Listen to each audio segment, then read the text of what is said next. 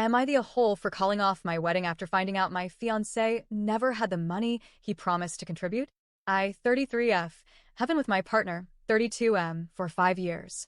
He proposed in March 2024, and we agreed to get married in December 2025. He promised to cover 70% of the wedding costs and said he'd transfer money to my account whenever I paid for something. I ended up handling all the planning and bookings.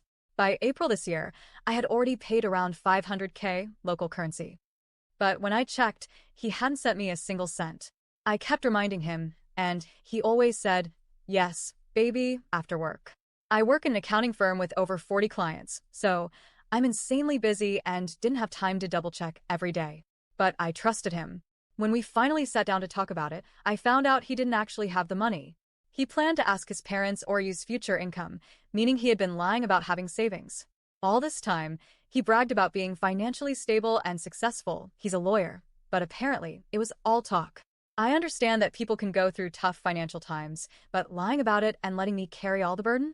That felt like a betrayal. I decided to call off the wedding and the relationship. Now he's throwing the wedding expenses in my face, even though I did all the work. My parents think I should go through with it since the engagement has already been announced to family. Am I the a-hole for calling it off? I feel heartbroken, used, and honestly fooled. And seriously, if you can't afford to get married, why propose in the first place? Update. Hi, everyone. Thank you so much for the support. I didn't expect my post to get much attention, but reading your responses helped me feel less alone and more validated in what I was feeling. It's been a week since I called everything off. He's been texting and calling nonstop, flip-flopping between apologizing and guilt-tripping me.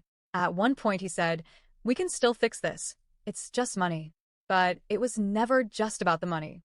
It was the lying, the manipulation, the months of pretending to be someone he wasn't, and letting me drown financially and emotionally while he played the role of the dependable fiancé. I'm staying with a close friend for now, while I sort things out. I've cried more than I thought possible, but each day I feel a little lighter. The fog is lifting. His family finally reached out, trying to mediate.